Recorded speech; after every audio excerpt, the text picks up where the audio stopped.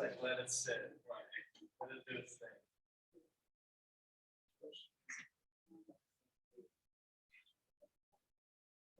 Good evening.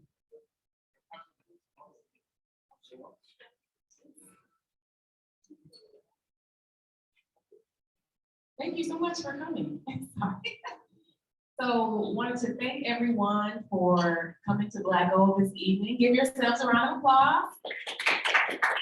We have a big round of applause for the snow that did not come. Oh my gosh. I was so nervous. Yes, you will. I was so nervous. I was like, no, no. So for those of you who are live and for those of you who are joining us via Facebook, my name is Tara Payne, and I am the Member Success Coordinator for 36 Degrees North at our Camp 2 location. And if you have never heard of 36 Degrees North, and 36 Degrees North is new to you, we are Tulsa's base camp for entrepreneurs. And our entire mission is to help entrepreneurship and entrepreneurs themselves thrive in our city. We do this by providing inspiring workspace, a tight-knit community, and resources to get entrepreneurs to the next step in their journey. So our goal with the Black Gold series is to uplift the stories of Tulsa's entrepreneurs, past and present. And so we started in June, and we went every week in June. And then from there we went quarterly because people said, hey, wait, you stopped? Like, what happened? I'm like, oh, okay. So we went and we started back up. Last quarter, our guest was Leon Fowler of Influencer. Yeah. And today we have a very special guest as well, who I will introduce in just a moment. If you're watching, you probably know who this is, but I'll introduce him in just a moment. I want to talk to, or just tell you a little bit about the series. The series is proudly brought to you by 36 Degrees North and Greenwood Cultural Center. So I want to just thank Michelle Burdex, the program coordinator and tour guide there at 36 at Greenwood Cultural Center, for partnering with us and for your organization. We could not have done this without you. We appreciate your partnership. If you have never heard of the Greenwood Cultural Center, the center serves as a marker for the Tulsa community, chronicling where we have been, where we are, and where we are going through historical offerings, events, and youth programming. Its mission is promoting, preserving, and celebrating African American culture and heritage. And you can visit their website at www.greenwoodculturalcenter.org. Okay. So welcome. Y'all ready to dig in? Yeah. So as I kind of mentioned, we laid the groundwork for the series and touched on the backstory of how the series came to be. At 36 Degrees North, our goal is to be an inclusive place.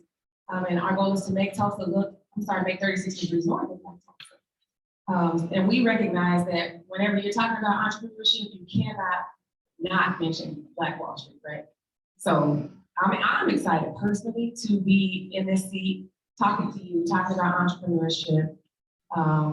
So we saw that there was a lot of things, a lot of initiatives being brought to the city because of the centennial, and we're so grateful for those. But we wanted to make sure that we took the opportunity to highlight those people and those things that have been here, and those wonderful contributions that the pioneers gave. Okay, so I gotta make sure I read that because I don't want to miss them. And now I'm gonna read the bio for our guest, Trey Thaxton. Can we give it up for Trey Thaxton? I'm so excited. You love me too much. Yeah. I'm so glad that you're here. It's an honor. Man, you're amazing. I'm gonna just read your bio and then we'll just say Jeremy, okay? Okay, so with over 15 years of experience in design, marketing, and creative direction, Trey Thaxton has served multiple clients in a variety of industries, including Hard Rock Casino and Hotel, T-Mobile, and Transformation Church. In 2017, he launched Goldmill Co, which quickly became one of the fastest growing creative agencies in the Midwest. While design has been his craft, Trey is an entrepreneur at heart. He is also the founder of 19 and 21 and Greenwood Ave.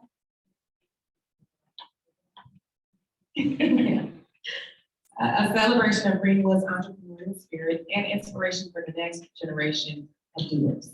So again, Trey, we're glad that you're here. So I want to know, it says here in your bio, well, just tell us about you. Tell us about how you came to Tulsa. Tell us a bit about your story. Sure. This is what we're used to that. Shout out to my boy John.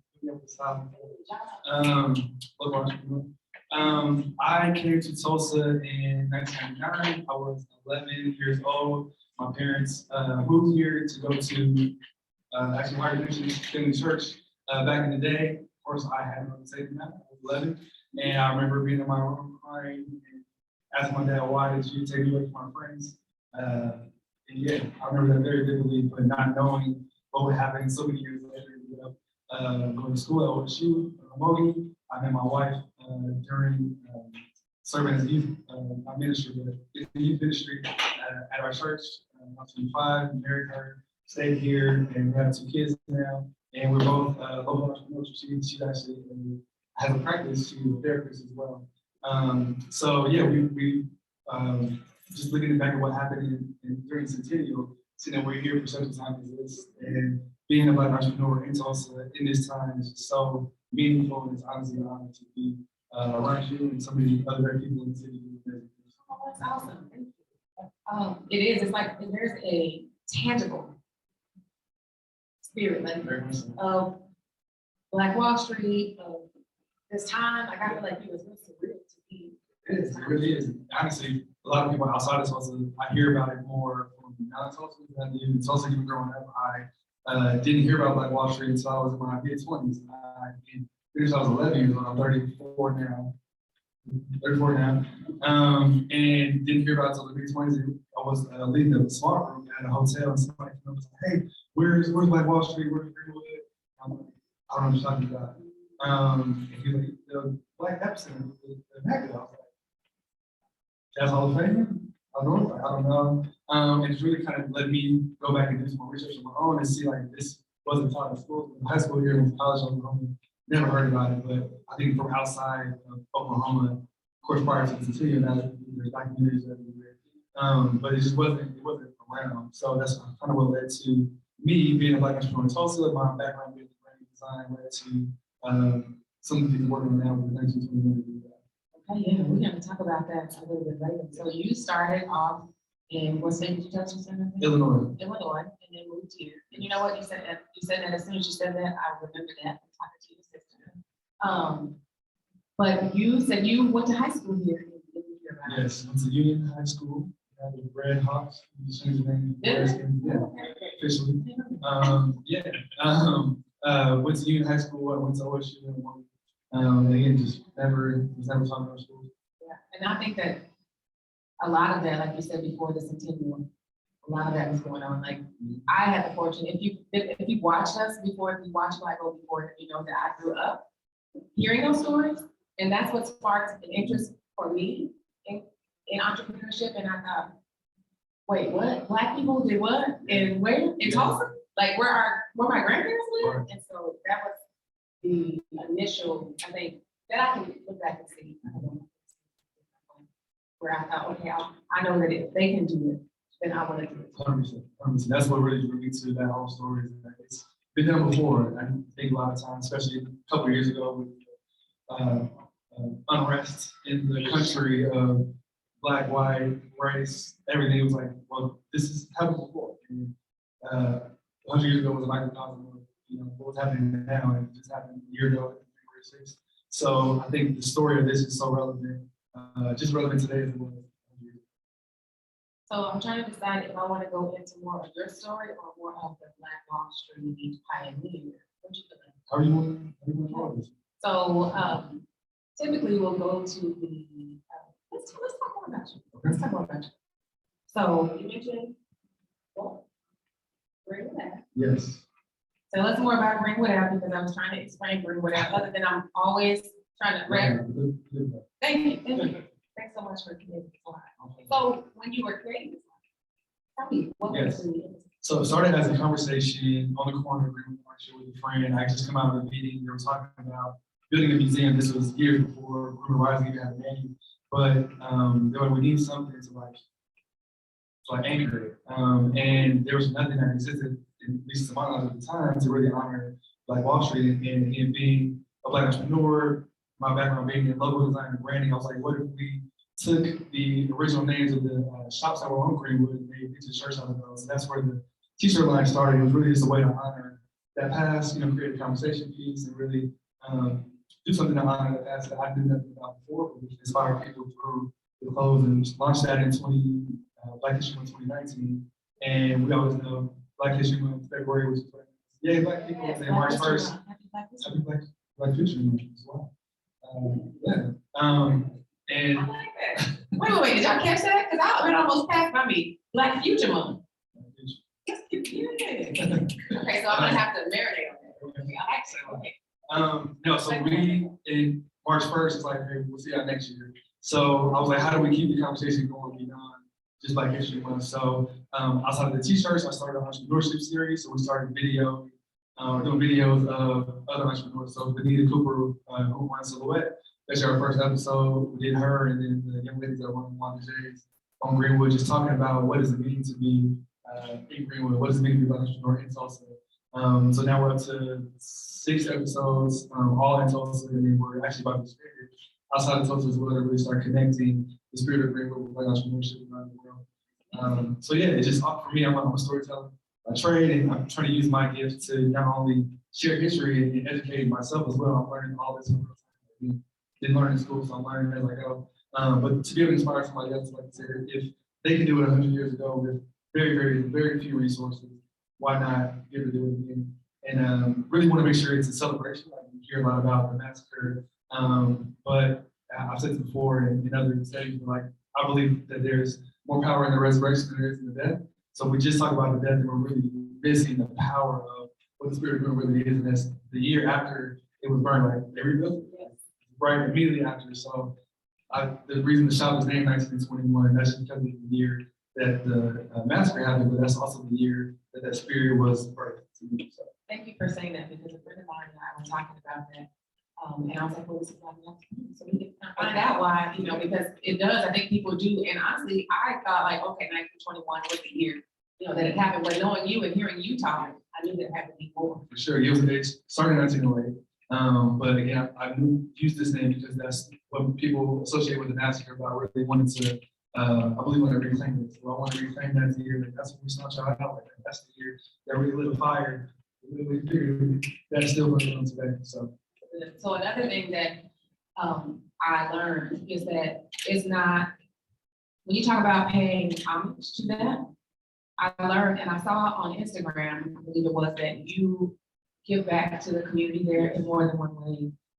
So you were making sure that you're giving 10% of everything that's purchased is going back to 100%. Yes, we give 10% of our proceeds back to, I say, community good efforts in North Tulsa. So we give it to Greenwood Cultural Center. We've been able to give to Terrence Crutcher Foundation, the Oasis grocery store that's having a nonprofit to help people get into the housing and things outside the grocery. So Crossover Prep Academy, a boys school in North Tulsa. So any way that we can give back. Like for me, this wasn't about let me make some shirts and make money off of a name or make money off the city or make money off the tragedy. I really want this to enlighten people and uplift and inspire in a better way to give back. So that's so good. It's so good. I appreciate that, because a lot of times I was having another conversation. I have lots of conversations.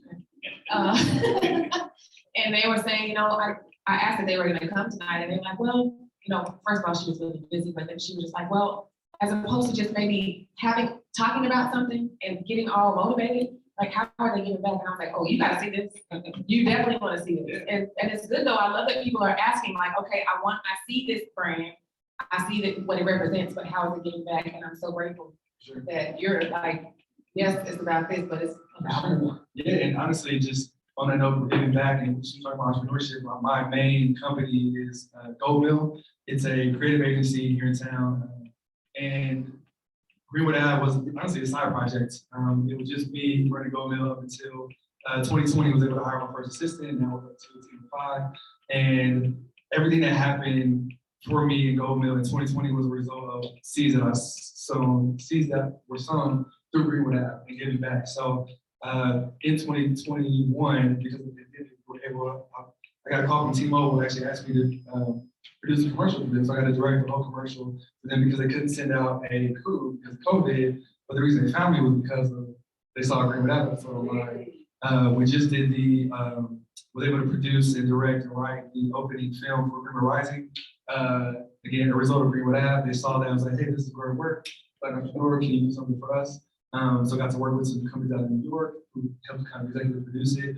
And I met my first creative hire, my amazing director of marketing, Samantha McNaya. She bought a hoodie at Silhouette, tagged Greenwood Ave, didn't know who I was, and I reached out on January 1st of last year, like, hey, you tag my brand, do you do design? She had another job at the time, but ended up giving her the vision, and she quit her job and came to work for me. Wow. So literally, like, everything that happened was just a blessing of, but I believe, like, just giving the time to Greenwood Ave and Sony giving back. So beyond just like giving back to the company, it's blessed me also just as a business owner.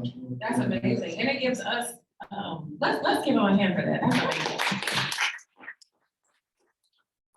And it gives, I believe, everybody who wears the clothing, I mean, a sense of pride to have something that's like, okay, that points back to the beauty and the innovation of what was and is Black Wall Street. For sure, and it means something. And no shade to any other brand. I love supporting other clothing brands and things, but for me personally, the reason I named my company Goldmill, I used to work for it at the church for about 4 years, just stepped down, started my own company, and just really, I worked at an agency before when I graduated from school, and we sell cars and clothes and shoes. They work for casinos, but after working in ministry for so long, it's like, you know what, it doesn't have real value. I call it like fool's gold. So that's why I named my company Goldmill, is that we create things that have value. We create gold. And I feel like Greenwood Ave is part of that. I want to make sure if I'm doing this for the next 30 years, I want everything I touch to have real meaning. So it's not just clothes just to make $1. I really want these to, why not educate somebody? Why not do something where I can do that? Why not do something we can uplift and inspire, things like that? So we just, I saw a boom in the back. As of last week, we are in the UK now, just had our first sale in Australia, so we're officially international. So I've been all like almost no advertising, like things like this have been amazing, and I just, one, haven't had time to, but two, just the organic nature of people. It really just resonated with people and saying, hey, I love what you're doing.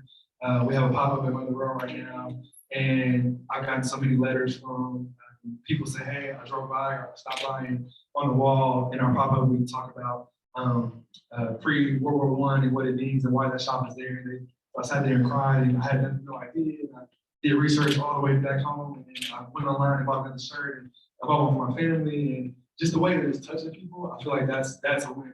You know, just like, oh, it's crazy dope, like, whatever. But if we can like share light and be light, then that's a win. That's amazing. And Trey is dope. So Just if you didn't hear that, Mother Road Market, there's a pop-up shop. Go get a shirt, go get a sweatshirt, go get all of this stuff, and go look at you said in the article there that talked about this. Yes, it's very, very small article on the side that talks about, you know, what the Greenwood District was before, and then our theme when we started was for tomorrow. So it talks about how, yes, that happened, but knowing what they did back then had an effect then, but what we do today has an effect for tomorrow. So that's been our theme for our pop-ups there. And on our social, we did this one campaign where we have today's entrepreneurs talk about what are they doing for tomorrow. So that's been our themes. Again, making sure that today matters. I try to have an underlying message of purpose, and maybe be a logo or a video or a series of clothes. Like, I want to make sure time is all we have, and need to use that for a reason. What a legacy for your family, and what a legacy for, again, now something we can point back to being somebody who knows you know, to say, hey, a sense of pride for just the city of Tulsa, for entrepreneurship, for Black entrepreneurship. So thank you for doing that. Yes, So talking about the original Black Wall Street, as we typically do here, we have our current entrepreneurs talk about an entrepreneur or a pioneer from that time, and you told me you wanted to talk about John. Yeah, so John and Lil Williams, they inspired me, not just for their husband and wife entrepreneur duo, which I have but they kind of embodied what I think like a serial entrepreneur was back in the day. They had ice cream shops, they had the Dreamland Theater, was moving around. They had apartment complexes above that. I'm sure there was more people didn't know they had a garage, but looking at John Williams and how they got started, I just remember I read that he started as a mechanic, fixing people's cars, and he got so good that people outside of Greenwood, white Tulsans, would come all the way to Greenwood just to get their car fixed by him, because he was so good, he was able to start charging more and parlay that into other businesses. So that car, from the research I have, was that was the first car that was in Greenwood. So he was able to parlay what was his original job, his skill, to creating more businesses. So for me, that preaches honestly, it's like what's in your hands. Like they didn't have millions of dollars, they didn't have funds or investors, but I know how to fix cars. Let me do that. Let me do it to the best of my ability. Now we use that to go to the next thing. Do that in excellence and go to the next thing. So even for me, like not a photo designer, didn't have funds, didn't have room to get an office. It's like I know how to design. I can do the logo. I can create a shirt. I can tell a story. Let me do that. And from there, it's led to the next thing. So I always try to tell people that we are given with we're born with God-given ability. We're born with something that in our hands. But a lot of times, especially entrepreneurs, we're talking about entrepreneurship, is we kind of look at what we don't have, but we start focusing on what do I do? What do I have? And all we have right now is all you need for right now. Use that to the best of your ability. That's so true. It's so true. Like if you're baking cookies and then you bake the best cookies, like you start right there. And you would think that as many bakeries and cookie places as there are, that you'd be like, oh, there's no more room for them. Yeah.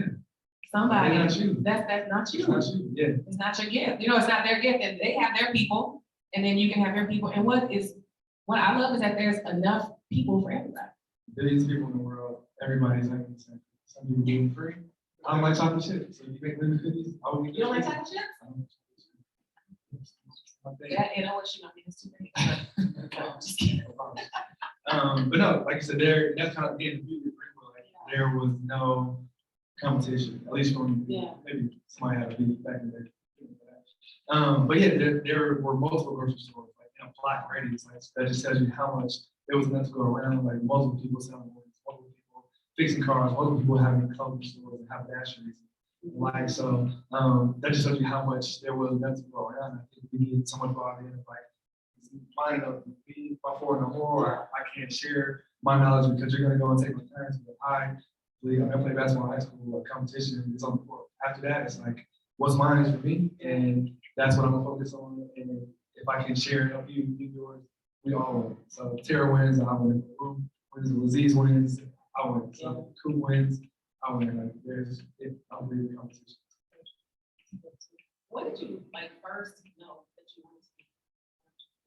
That's a good question. I've been asked that before, and I still can't pinpoint it exactly, but I can remember smaller things that kind of led up to that. Like I don't even remember the first time I heard that word, entrepreneur, but I know my parents have always had the side hustles. Like my dad's a carpenter by trade, and they would fix anything. So grew up on roofs during the summers and holding posts while he was digging holes to make fixes. And I was like, how can I not do this? It's about that years old, I know. But learning like how to create revenue and make money and things like that. So very industrious parents. My grandpa same thing.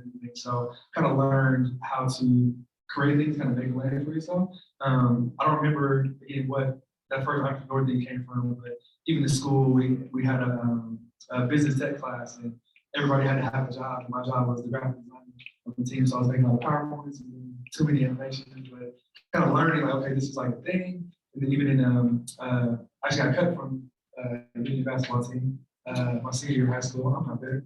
But because I got cut, Coach Garcia, because I got cut, I ended up in a graphic design class my senior year. And that's really what learned Photoshop for the first time. And we did a constantly adding this and packaging designs. And then at the end of the year, our teacher had industry professionals come in and like judge our portfolio. Terribly whack. But everybody said like, you got good balance, you got a good eye. I was like, I don't know what that means. And then come to find out like that was like graphic design was a career. If you play on the computer, like, I'll do that. So learning that you can do this and get through like this out of that. Kind of there was like steps in between. Even telling my wife like growing up, I still can't draw the same way. I did terrible on all my design classes, so thank you. Oh, I thought you said drive. No, draw. Like, See, I can't draw. somehow passed my basic art classes. So thank you to my teacher for passing me, because I should have. But even going back to school, like I knew like Jerome Walker and Taylor Malley were great artists. So anytime we had a group project, one of my team, I got this idea, can y'all draw this, do that? So like learning, going back and seeing like there was a creative direction. It was in me, I just didn't know what it was. So like again, why I think things like this is so important. If we can open kids' eyes to like there's other things beyond rap and basketball or music. No shade to any of that, but there's you can be a business owner, you can be there's ways to create jobs and create lanes for that aren't, you know, what we see on TV every day. Create spaces for people who want to create things. Like I think about that. You talked about, okay, I know that this person has this skill, this person has this skill, so I'm gonna get them on my team. Yeah. You know, there's power in knowing how to create a great team. Because of the great team actually and I was talking the other day about at a panel about, you know, we definitely love people and want people to create businesses and opportunities, but there's also power in being the person who creates a platform for other people to be able to have. Yeah, there's shipbuilders. I remember one of our pastor was always like, he's a shipbuilder, like he builds kind of platforms and industries and things, but there is power in that. And also, even beyond entrepreneurship, I had a conversation at lunch today was we that's kind of a sexy word now. And I even like entrepreneurship and 1921 Greenwood Ave, like it sounds good, but really what I'm talking about here is purpose. I'm saying before, but like it's really finding out what that purpose is, what that means for you. It might not be the front end, it might be person behind the scenes, but like there's power in whatever. And there's not one's not greater than the other. And we can get caught up in that, like, I gotta be in the face. I'm honestly, I'm trying not to be any of this, so let me just start it and we'll see where it goes. But yeah, just showing that there's power in it.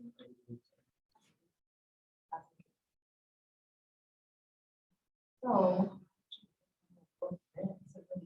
power and purpose, those are nuggets. Power and purpose. What I believe from what you're saying is power and community, which you know. And that's one of the reasons why at 36 we make sure that we are providing the community power and connection. You mentioned that when we talk about the team. And just standing in what it is that you know how to do. There's power also, I believe this is what you said, in knowing what you don't want to do. For sure. Yeah, I mean, the no, your no is sometimes powerful than yes a lot of times. And again, the ethos of kind of starting Goldmill is like what we don't want to do. And that kind of helped me to what we're doing now because I'm not bogged down with a bunch of yeses, like say yes to this and this. And it's taken away from what we're supposed to be doing. So making sure we are being efficient, you know, or effective and effective at the same time. So yeah, the no is a powerful thing because it can deter you from what you're really supposed to be doing. So you, I kind of alluded earlier to some of your family, and so do you feel like you came from your family is full of like amazingly intelligent people, and they're also really down to earth as well. So this is not the first thing you created. I remember hearing, so I know his aunt, right?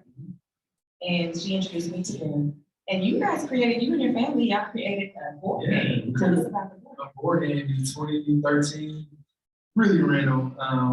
Growing up, we're always the family of the house. It's like the Thaxtons, like that's the board game.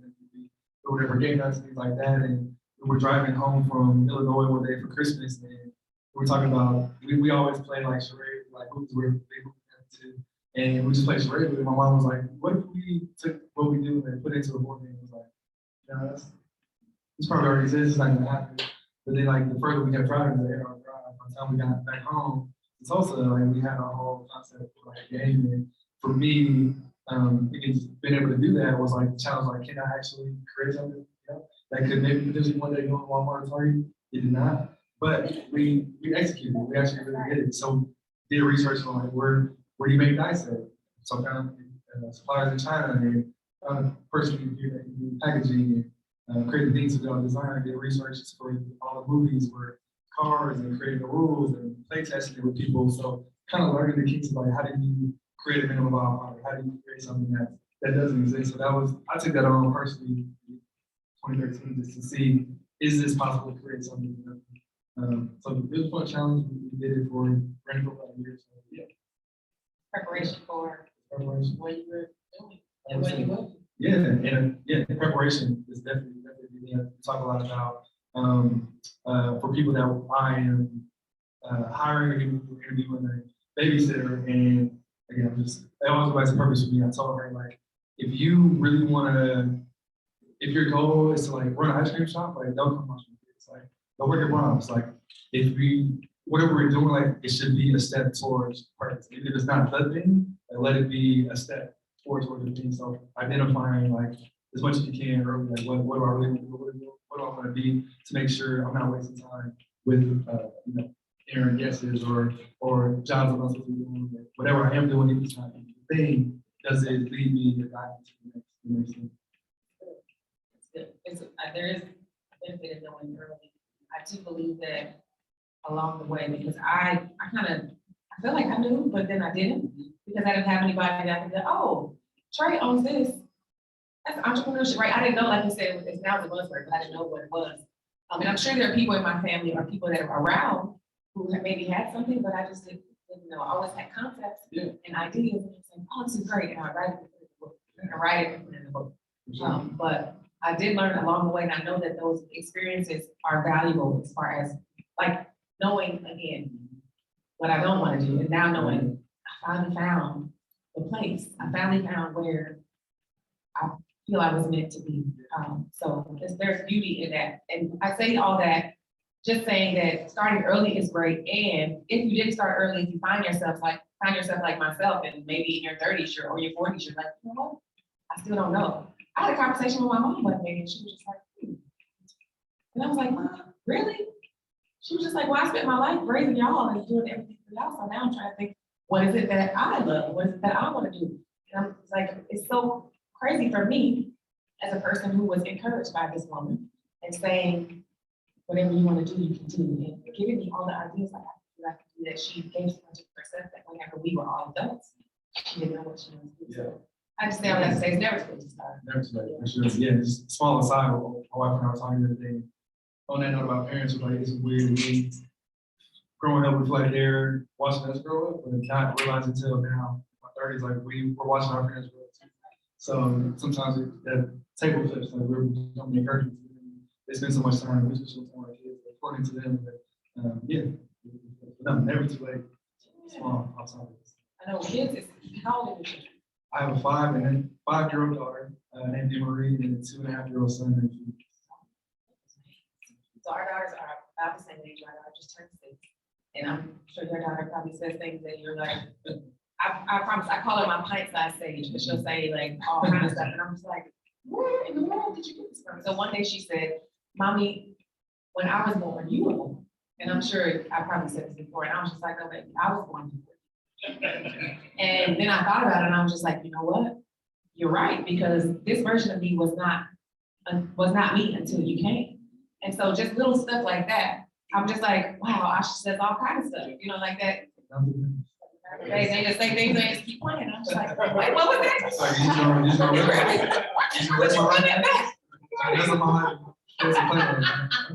That's so true. So your wife, you mentioned your wife. Yes. You talked about them being a team. So let's talk about your wife, Joy, right? Yes, my wife, Joy Thaxton. She's amazing. She's watching. Make sure I say all this. Yes. She's incredible. We met doing youth ministry together, and I feel like her job. She's has a practice called Joy Christian Counseling. She's a therapist for when we met, so 2 years now, and she is just incredible at what she does. Like literally, we have people come to our house for dinner, and they sit on the couch, and 5 minutes later, they cry because they're unpacking something that happened to them in childhood. She's just such a natural like therapist, and like people. She's just great at pulling out, things to make people better. So I glean a lot of that from her. We do the interviews for the series. I'm sitting back. So I learned a lot from her, but honestly, she always says like I kicked her, I pushed her out the boat for entrepreneurship, and she never wanted to do like business or like she doesn't like insurances and like thinking about that kind of stuff. She just wants to do therapy, but she would come home a lot of times from her previous job and was like, I wish they would do this, or I wish they would do that. It's like, yeah, is that really gonna happen? Like, she did it yourself. I'm the guy like I can sleep on the couch and grab a movie.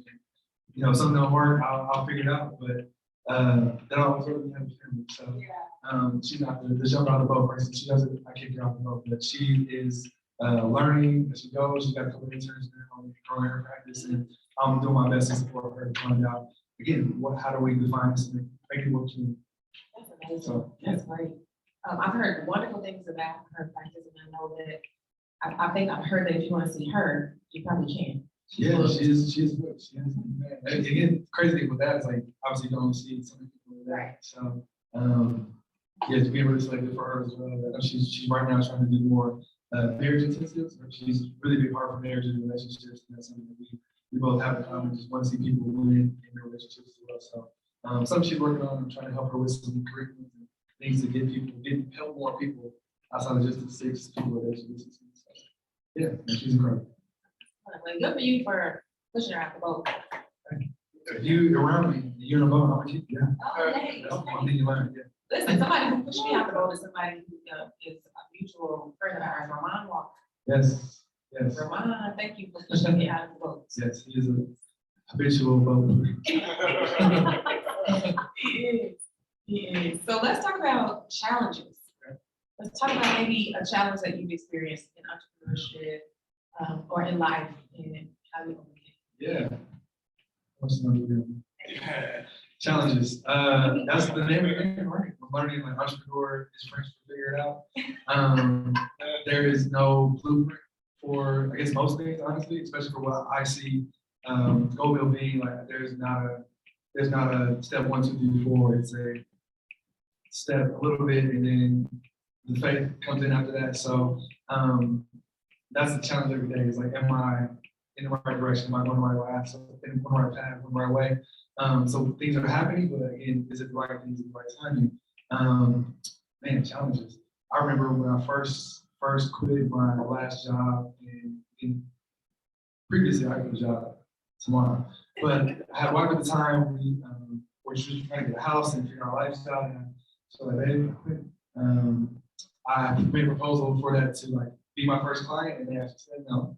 So I'm driving home, got saying empty with no plan and no money. But I literally got to the quick trip to fill up the $5 I had in my account, and my dad called me around out of the blue and was like, "Hey, how much is your rent? How much is your mortgage?" And I told him, he's like, "I don't pay this month." Like, he didn't know I quit my job. He didn't know what I was doing. He was in Minnesota at the time working, and that moment, I mean, drive back home balling, and just showed me, as a believer, like, if my earthly father can take care of me when I needed the most, and not knowing what's going on, like, my heavenly father having. So that moment to start my now full-time entrepreneurial journey, like, kind of anchored me, and like, I got this, no matter what happens. So like the first challenge is like, I quit, my plan A failed. So after that, there's been some other ones like finding the right help. I know it's a thing for sure. Again, it was just me for a while, and finally put my family there like that, and just find somebody, and ended up that thing was happening with Instagram. Ramon's actually come on full time there, just known him for a long time, and that's always a challenge for sure. I know finding the right people is always a challenge for sure. Talked to Aziz a minute ago about some next things I'm needing to hire for. So do I get a loan and try to find some people, or do I go get more clients? That's what work with me to before I hire more people. So figuring out like, how do I scale properly? Not too fast, but not too slow at the same time. So that's been a really big challenge as well. Yeah, there's all kind of small things every day. I'm learning now, like, I don't have HR yet, so I'm having to be HR. I've instituted like weekly touch points every other Thursday. I have our team, we do a little 30-minute session just like, what's going on in your life, what's going on personally, what can I do to make you successful?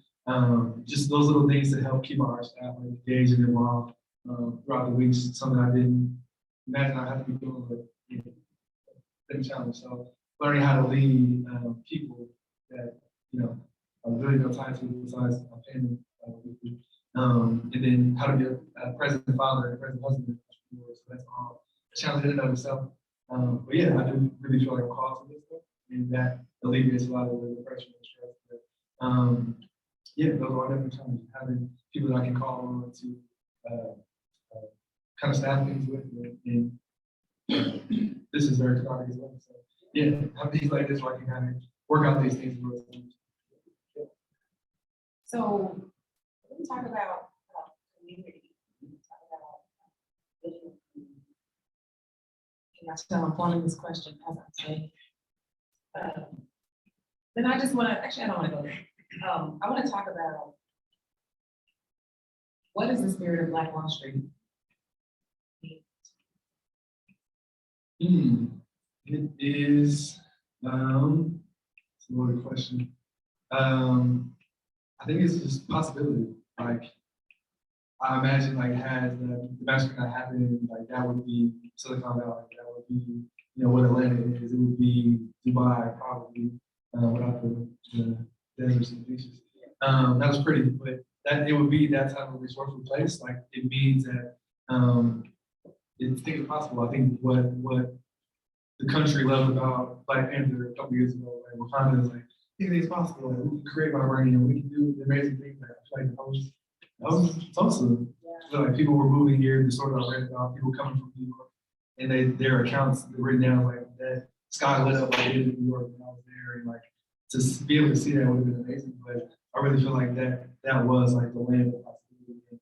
For me, I was talking to a friend a couple weeks ago, like the beauty now, like Black Wall Street, like it's digital almost, like it exists, but it's still it's everywhere. It's like it can't be burned out anymore. They can't take it away because it's not a physical place. Like it's in you, it's in me, it's in Oklahoma, it's in the people here. Like it can never go away now. Like that possibility, that spirit, like it can't go away anymore. That's a great one. So as people who maybe don't look like us, people who are not Black, why should people who are not Black care about Black culture? Yeah, because Black history is America's history. It's not, the more we can get away from this happened to a certain set of people versus this happened to all of us, I think that's how we start to bridge some of these gaps. So it's not just, didn't happen to Black people, it happened to all of us, it happened to all of us, which it wasn't just Black people. And I think that's how we can start to see people as like equal versus like they're different, but that we're all human beings, all entrepreneurs trying to not just get ahead, but like trying to survive. If I can help you, why wouldn't I? Why shouldn't I? Like why Hispanic, Asian, Hmong, like we should all be able to connect with each other. That's what I think Greenwood, I know there were Jewish companies, there were white companies, and like it wasn't just Black people, but even though it was predominantly there, it was about everybody helping each other when to succeed. And I can support you, which doesn't mean it's not out of my pocket. Like that spirit should be more prevalent. And that's a question I get a lot when people come to our shop.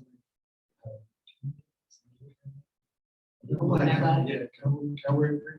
Yeah, this is all of our history. It's part of it. So.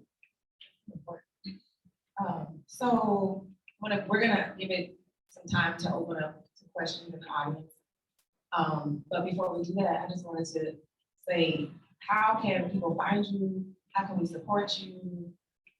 What's coming up? Just let us know. Yeah, for Goldmill, we are again a creative agency. We do branding, design, advertising. If you want to be branding for their businesses or video work, film work, we can't do it. I can try to connect with somebody that can. But we are an agency, and I do a phenomenal job. Thank you. It's been a blessing. For Greenwood Ave, we actually have a pop-up on the world. We're working on a brick and mortar actually on Greenwood to launch in June. We're partnerships right now actually all through stuff they've seen to reach out to us. FC Tulsa, the soccer team, they were on patch last season. We actually gave 100% proceeds to Terrence Crutcher Foundation. It went so well that hey, can we do that again? So they actually be right next to the Puma logo. We are on FC Tulsa jersey again this year, doing a full season. We're actually doing a merch collab with them. As a result of that, Legion, who's a Black-owned cycling team out of LA, they were here for Tulsa Tough. They found out about it. They're wearing our logo this season as well. They'll be back again in June doing a bike race, and they're an international company. So it's resonating. It's happening. Next steps for us, we're actually launching a lot of things. Launching a magazine, a coffee table book in June as well. That'll be doing more stories on Black entrepreneurs around the world. Our theme this year is Greenwood Ave is everywhere. So it's really connecting the story, spirit of Greenwood to other entrepreneurs outside of just Tulsa. And then a podcast in September. So you can find all that on greenwoodave.com. There'll be changes coming. So yeah, feel free to follow and share. That is great. Can we give Trey a hand, please?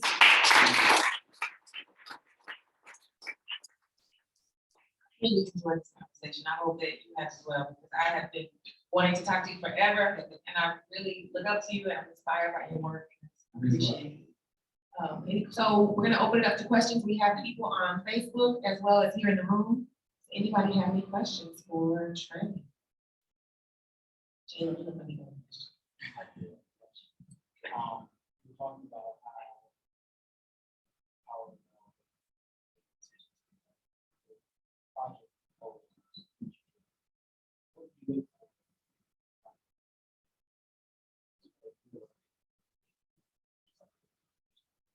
Great question. He was asking, some of the power, like what in a project proposal, what am I looking for before I say yes or no to that?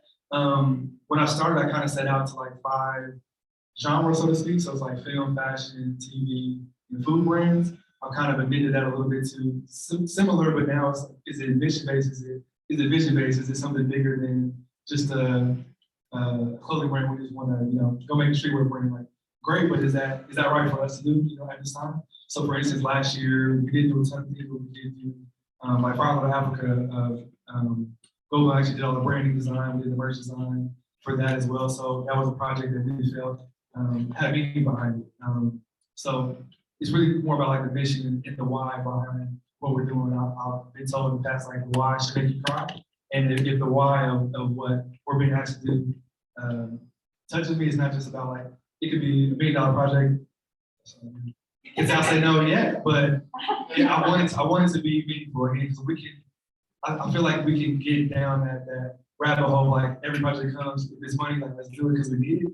But at the genesis of Goldmill, because we are so small, I had the opportunity to really keep that value, at the forefront. It's like, if it doesn't mean anything to us, then it might not be for us. So hopefully that answers the question. We have anything else? I have a question. We'll get your next. Hi, Trey. Hi, Rowan. I really enjoyed the debate about working with what you have and not focusing on what you don't have, running your plans. So this is just a general question. So what has been one of the biggest challenges, or if any, in running the program? Yeah, that's a great question. Thank you. What's your name? Toby. Toby. Thank you, Toby. Greatest challenges is I've never done this before on my own. The only clothing experience I had previously is I did some merch for the church I was working at before. So I kind of knew, I know how to design, that's not a problem. But then it's like, how do I find suppliers? How do we scale? Is anybody gonna buy this? Is it gonna resonate? So what she's wearing is one of the first ones that we did. It started with that one, the Dreamland Theater, and a rainbow cap shirt. And started with those 3, kind of just let me see how it goes. That was kind of a challenge when it started, like how do we get this funded? Again, will it resonate with people? And then now it's like, how do we scale? As people ask questions like, is this locally sourced or is it sustainable? So those other things we got to think about, or I have to think like, do I care about it? Which I do. But kind of learn about those things as we scale. Like, do we do watch bands? And I've been told many times, like, make some masks. I was like, well, I really want to, and I'm passionate about it. So again, in its infancy, I don't want to start just doing anything because we can or because it makes money. Like, let me just start with, again, what I have, what I know, what will Trey wear, and then that's kind of how I pick what I'll do from there. Hey, I just wanted to ask you about the building and scaling that broad variety of interests, avenues that you pursue at one. And when do you think about, I want to get ahead of this, or do you think about I need to bring someone else in and leverage them? I didn't think of that collaboration growth, doing 4 or 5 things at once. That's a great question. How do I think about it at night when I'm not sleeping? It's really kind of finding out. And like I said, entrepreneurs, friends were figured out, trying to take people to lunches. I see down with the artists in the back. We had a little combo at Hodges Bend the other day. So trying to find people who I believe like 2 to 3 steps ahead of me is literally humbly, yeah, I don't know. I tell my staff before, I don't know what I'm doing. I've never done this before. Thank you for trusting me, but I have no problem saying I do not know. So it is obviously just asking a lot of questions. I've reached out to other brands that I've seen that I think are in a similar genre than I am. It's like, how did you get started? You know, where are you looking at for manufacturing? At what point did you scale? At what point did you seek investment? So just honestly just asking those type of questions. So think about it constantly. I am figuring it out as I go along. But yeah, I am a question asker for sure. That's good to highlight that. We're gonna get your question next. Because I think a lot of times, I know one of the things that stopped me was like, okay, I wanna figure, like, let me read the whole book. Let me figure it all out. Let me dissect everything and then I'll go. But it's just like, no, sometimes you just gotta go and you figure it out. Yeah, I think there's ways to do both, like we talked about before. There's no blueprint or right way or right or wrong way. But all these conversations, people have done it both ways. But just making sure I'm learning as I move. If we don't not fail, but like if we do feel like we're failing forward, we take a lesson from whatever did or did not work from there. But again, there's no blueprint. I learned a long time ago. Like I kind of think of entrepreneurship or ideas as like an egg. So same way you sit on the egg, like at some point you're incubating it. It's growing. It's formulating. But at some point it's time for that thing to go. And if you're still sitting on it, you haven't moved yet, then you're gonna break it. You're gonna kill that thing. So knowing that there is a time that you gotta get off the egg and let it grow.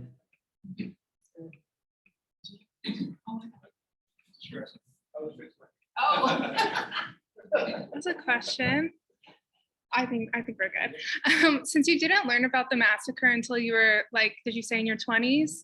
Does it change the way that you're going to like teach your children about Black history and supporting Black and Brown businesses? Yeah, that's a great question. 100%. Yeah. One of my gifts we got a couple months ago from a guy named Q, Young Correction. And he wrote an Opal Greenwood Ave. So got those little books to kind of just slowly teach them about like what happened here, things like that, the city we live in, and why when we do. My daughter, anytime she sees a shirt, is I like that color shirt. You used to do a shirt like that. So she's getting to understand like both our parents are entrepreneurs, so she's understanding now like this is a thing. Like I don't have to necessarily go with somebody else when I want to, or just learning in things that I didn't know back in the day. So that's definitely something that's prevalent to us and trying to figure out the right times. How to relay that information, because my daughter, like will kind of pull up and announce, I gotta be careful about how we teach her things. She'll say things out of context sometimes, like, that's that's not what we're talking about. But one thing that I learned too is like, if what I'm talking about passes the 6-year-old test, like I know people to get it. Like there's times where I'm like, okay, even for the pitch night I was in, I pitched to her first, right? And of course, I think I put it in terms of Barbie dolls and something else, but I was like, okay, what do you think? And she was just like, it's good, mommy. And I was like, well, would you buy it? She was like, no. I was like, okay, but wait, did you understand what I meant? You know, but there's, oh my God. She's true. Yes. I have a comment and question. First of all, for everyone, please feel free to get some more food. We have wonderful food here from Biteway, provided by Jamin. It's delicious, so please get some food as we're doing this. But also, my comment is, I think a lot of your success, in my opinion, has to do with you and your wife's attitude. I think you two are some of the kindest people in Tulsa that I've ever met. Very accessible, very resourceful, and just supporters, right, and encouragers. So I think, you know, I want to just give you kudos for that. I think that's tribute to your success because of your attitude, a lot of that. So my question is, if you go back to Trey, who was designing that shirt that Tara's wearing, what would you tell him, knowing what you know now, what would you go back and tell him then? That's a good question. Thank you for that, brother. I appreciate you. Amazing encourager. If you need some juicy life, get around that with us for a little bit. And I did not pay him for that comment. I really appreciate it. Give me this jacket. No, I do appreciate that. It's something that we try to put forward. We didn't play our real, we put it in at the end, but our tagline for Goldmill is obviously my tagline for life is to shine. Really want what we do to be a light, and hopefully anybody we come in contact with can link with that. So I really appreciate that. Going back to Trey designing that shirt, I am pretty motivated. So if I can see it, then I know like it's possible or it can work. But I'll probably go back and say just like it's closer than you think. Like at that point, I was like in the middle of trying to figure out like back to the aspect how to scale the company, how to scale Goldmill, and not knowing or seeing a pandemic coming, not seeing a stab coming down the road. But again, I mentioned earlier like that everything that happened for Goldmill, for me personally, through 2020 and 2021 was a result of starting that. So like, I was just telling like, go, like, this is the right move. Like, go, keep moving forward. Like, believe in yourself.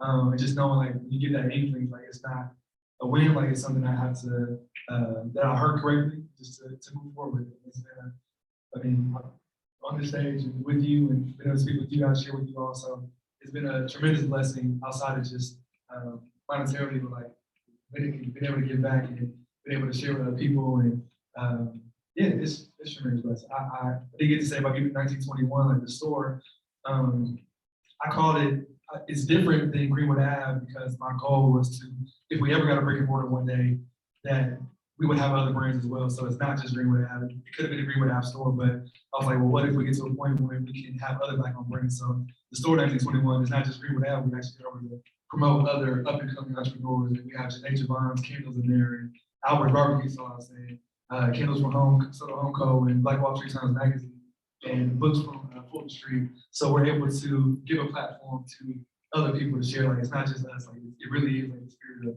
of Greenwood. So that's also a blessing to be able to uplift other people and climb and live this big time.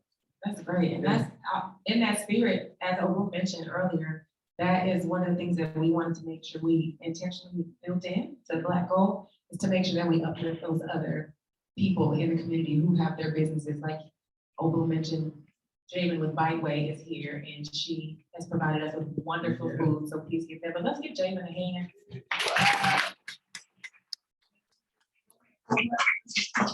The At Tulsa cohort, and so proud of her, so excited for all of the people who did that. It was an amazing thing. So just wanted to make sure that you knew that you could actually go to bite-way.com and learn more about what Jamin is doing, as well as in this series, I try to wear a t-shirt, I always wear a t-shirt of a local Black entrepreneur. So we know we talked about Greenwood Ave, but we just want to make sure that we are uplifting the voices of those that are in the community. So I love that you said that, and that's what you're about. Do we have any other questions before I try to get this reel to play? And then, do you have any other questions? Do you have any questions online? No. No?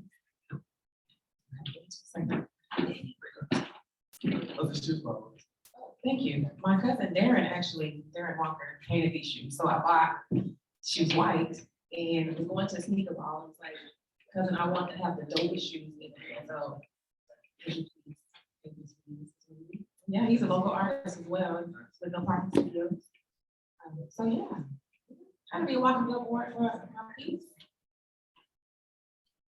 All right, I got it.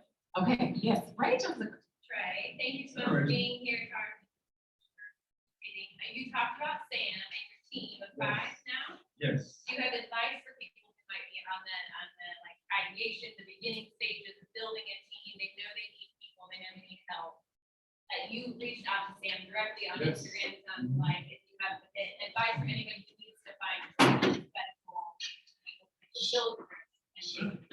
Good to see you. You met at the other 36. Yeah, you're awesome. Thanks for your hospitality. I can say some things. Again, there's a blueprint, so I'll say this blueprint is not, it might not work. For me, it was really important to hire character and not just hard skills. Like a lot of that can be taught about. I can't teach you how to care. I can't teach you how to. I can't teach you work ethic. Well, I can, but I'm not going to pay you for this. Can't teach you work ethic. It's hard to teach those things. So, like for example, I was looking at. She did this post about her New Year's recap, but it was so intentional the way she did it. You know, like anybody who's that intentional about something as small as like, here's what I did last year. That's somebody I want to know. And then just after meeting, it's like hearing her heart and things like that. So for me, it's really more about like the person than it was like just that skill. And it's paid. I mean, basically, she's amazing. And the other people that we have as well are similar. They are really high character people. Because I know that, especially in this small of a phase, having a toxic person that's an amazing designer would kill the culture that we have. Having somebody that's amazing at what they do, but are egotistic or again, just breaking down the culture like that, that would do more harm than good. So for us to win. So I was like, I'd rather have high character people do like that. So that would be my advice to hire, not just for skills, but for character. Hopefully that. Yeah, you don't just want people.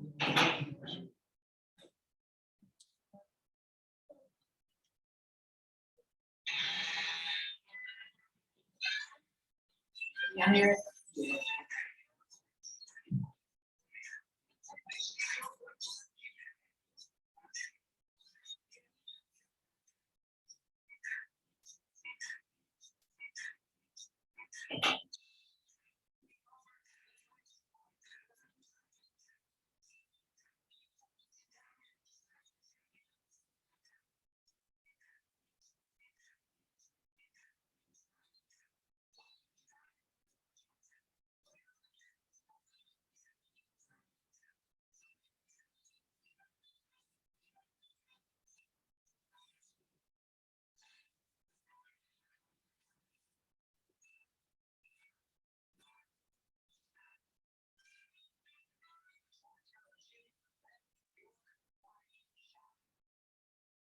Yes.